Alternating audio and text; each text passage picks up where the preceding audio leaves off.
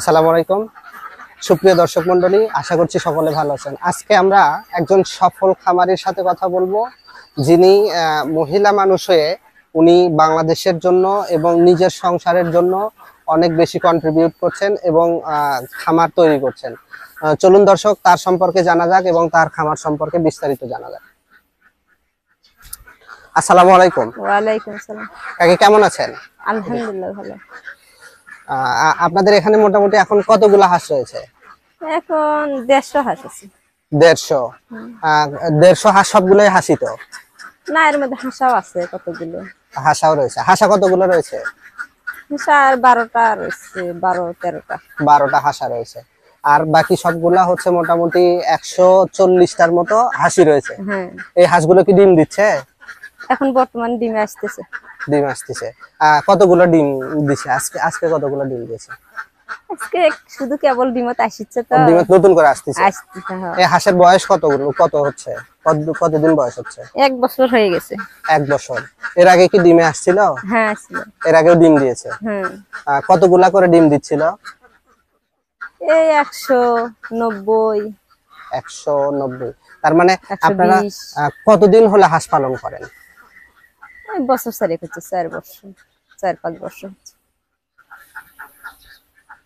আসেন, 4 বছর ধরে আপনারা হাঁস পালন করছেন। এই 4 বছর ধরে হাঁস পালন করে কি মনে হচ্ছে? হাঁস পালন করে কি লাভবান হওয়া সম্ভব? যাই কিছু কোনো রোগ বালাই না আসলে তাইলে হয়।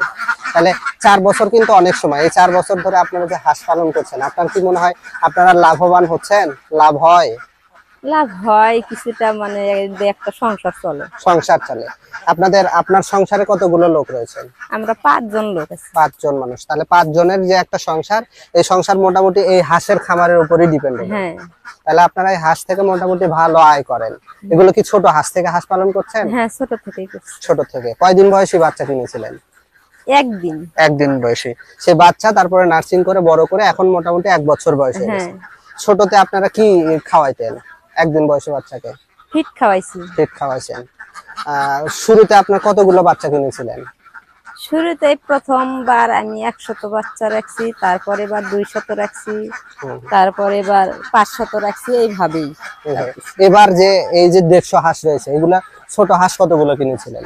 ছোট হাঁস কিনছিলাম হচ্ছে 200-র উপরেই। 200। তার মধ্যে মোটামুটি কাটতে কাটতে এখন বিক্রি করেছেন কিছু। হ্যাঁ, হ্যাঁ। বিক্রি করে এখন 150 আছে। তাহলে আপনার ছোটতে আপনি ফিট খাওয়াতেন। ফিটের কেমন খরচ হয়? একটু ফিটের দাম বেশি হয়েছে তো খরচটা একটু বেশি হয়ে গেছে। এখন কি খাওয়াচ্ছেন? এখন বর্তমানে ধান খাওয়াচ্ছি। ধান? শুধু ধান? ধানের সাথে অন্য কোনো কিছু না? না, অন্য কিছু দেই না। কিন্তু আপনার হাঁসের স্বাস্থ্য অনেক ভালো। হাঁস কি নদীতে বা খালে বিলে ছাড়া হয়? হ্যাঁ, ছাড়া হয়। আজকে ছাড়েননি? ছাড়ছি সকালে। সকালে ছাড়ছিলেন? রোদ দেখে নিয়েছি। রোদের মধ্যে আপনারা রাখেননি? রাখি না, মাঠে আর রাখেন না? না। দর্শক, এখানে কিন্তু গুরুত্বপূর্ণ একটি মেসেজ উনি দিলেন। সেটা হচ্ছে যে যখন প্রচন্ড গরম হয়, সেই গরমের সময় কিন্তু হাঁস ওনারা ছায়াযুক্ত স্থানে রাখে, যার ফলে কিন্তু ওনাদের এটা কিন্তু দীর্ঘ 4 বছরের অভিজ্ঞতা। তাহলে আপনি দর্শকদের উদ্দেশ্যে কিছু বলেন যে হাঁস পালন করে লাভবান হওয়া যায় কিনা? আমি হাঁস পালন করে এই সংসারটা চালাইতেছি। আমার 3টে ছেলে মেয়ে লেখাপড়া করে, এই জন্য আমি এই টাকাটা জমা করতে পারতেছি না। আচ্ছা আচ্ছা। তাহলে মোটামুটি 3টা ছেলে মেয়ের লেখাপড়া এবং আপনাদের সংসার চলা বাবদ মাসে কেমন টাকা খরচ হয়? 2টে ছেলে মেয়ে ইন্টারে পড়ে, একটা গাবতলি পাইলটে পড়ে, অনেক খরচা তো। মোটামুটি কেমন 30-40 হাজার টাকা তো খরচ হয় নাকি? কত কেমন হবে? কত টাকা খরচ হয়? 20,000 টাকার মতো? 20-30 হাজার টাকা খরচ হয়ে যায়। তাহলে মোটামুটি আপনারা যে এই হাঁসের উপরই আপনাদের সংসার চলে, তার মানে আপনাদের মাসিক আয় কেমন? মাসে আপনারা কত টাকা আয় করেন? মোটামুটি 20-25 হাজার টাকা আয় হয়। আচ্ছা দর্শক, আপনারা কিন্তু জানলেন ওনারা যে খামার তৈরি করেছেন, প্রায় 150 হাঁস রয়েছে। 150 হাঁস থেকে ওনাদের একটা সংসার চলে। 5 জনের ফ্যামিলি, সেই 5 জনের পরিবারটা ওনারা চালান এবং মাসে মোটামুটি ভালো টাকা ইনকাম করেন। আপনি দর্শকদের উদ্দেশ্যে কিছু বলেন যে কিভাবে হাঁস পালন করলে এইরকম আপনার মতো সফল উদ্যোক্তা হওয়া সম্ভব, কি কি করতে হবে? বলেন আপনি যে আপনার যে অভিজ্ঞতা আছে সেই অভিজ্ঞতা থেকেই বলেন যে এই করতে হবে। আমি একদিনের বাচ্চা নিয়ে অন্তত তাকে ফিট খাওয়াই, জি জি সকালে একটা ওষুধ দেই, বিকালে একটা ওষুধ দেই, দিয়ে এইভাবে আস্তে আস্তে বড় হয়ে যখন ডিমে আসে, কোনো ঝুঁকি যদি না আসে, কোনো বালা মুসিবত যদি না আসে, তাহলে কিছু লাভবান হওয়া যায়। হুম, হুম, হুম।